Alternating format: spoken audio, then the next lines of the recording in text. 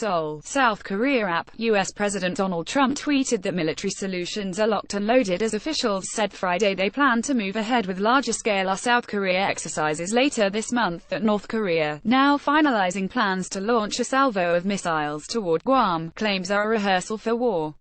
The exercises are an annual event, but come as Pyongyang says it is readying a plan to fire off 4 Hwasong-12 missiles toward the tiny island, which is a U.S. territory and major military hub.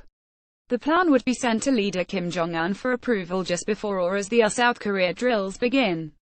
Called yeon-je Freedom Guardian, the exercises are expected to run from August 21-31 and involve tens of thousands of American and South Korean troops on the ground and in the sea and air.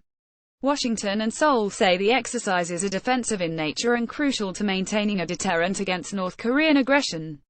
The exercises were scheduled well before tensions began to rise over Trump's increasingly fiery rhetoric and North Korea's announcement of the missile plan, which if carried out would be its most provocative launch yet.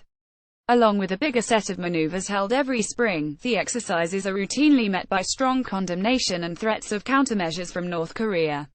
Trump tweeted Friday military solutions are now fully in place, locked and loaded, should North Korea act unwisely.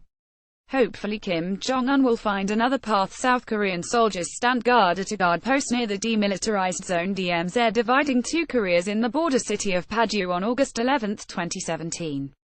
Pyongyang. While tensions typically spike around the dates of the exercises, North Korea conducted its fifth nuclear test just days after last year's maneuvers. The situation generally calms afterward as the North needs to focus on its farms and the approach of the fall harvest.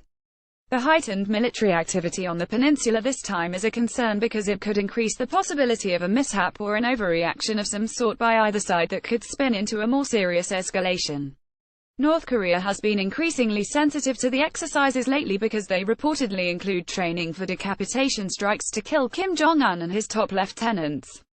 Pyongyang is also switching its propaganda machine into high gear by bringing in a large number of foreign journalists to ensure it gets global attention for an event next week in honor of its ruling Kim family on Mount Parektu, a dormant volcano that straddles the Chinese border and is something of a spiritual home for the regime. Defense officials in Seoul confirmed Friday that the exercises are expected to begin without any delays, but refused to provide further details. According to the U.S. Department of Defense, yeon-je Freedom Guardian involves about 40,000 troops, along with civilian South Korean government personnel who train their civil defense responses.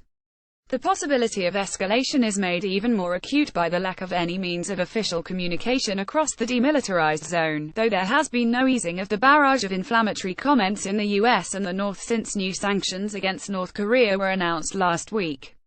Keeping up his tough talk from his New Jersey golf resort where he is on a working vacation, Trump warned Kim Jong-un's government to get their act together or face extraordinary trouble, and suggested his earlier threat to unleash fire and fury on North Korea was too mild.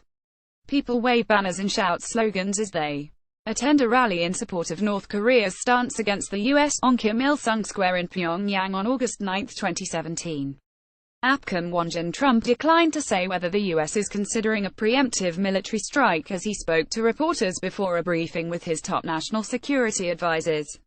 The president insisted the North had been getting away with a tragedy that can't be allowed. North Korea better get their act together, or they're going to be in trouble like few nations have ever been in trouble, Trump said, flanked by Vice President Mike Pence. Accusing his predecessors of insufficient action, Trump said it was time somebody stood up to Kim Jong-un. Though tensions have been building for months amid new missile tests by the North, including the launch of its first intercontinental ballistic missile, the pace has intensified since the UN Security Council on Saturday passed sweeping new sanctions Trump had requested.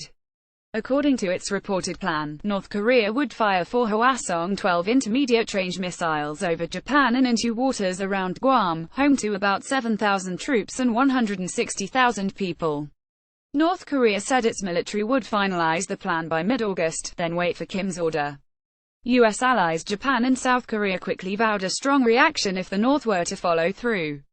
Trump echoed that threat Thursday, insisting if North Korea took any steps to attack Guam, its leaders would have reason to be nervous. Things will happen to them like they never thought possible, okay, Trump said. He did not specify what they might be. Like us on Facebook, get our newsletter, follow us on Twitter.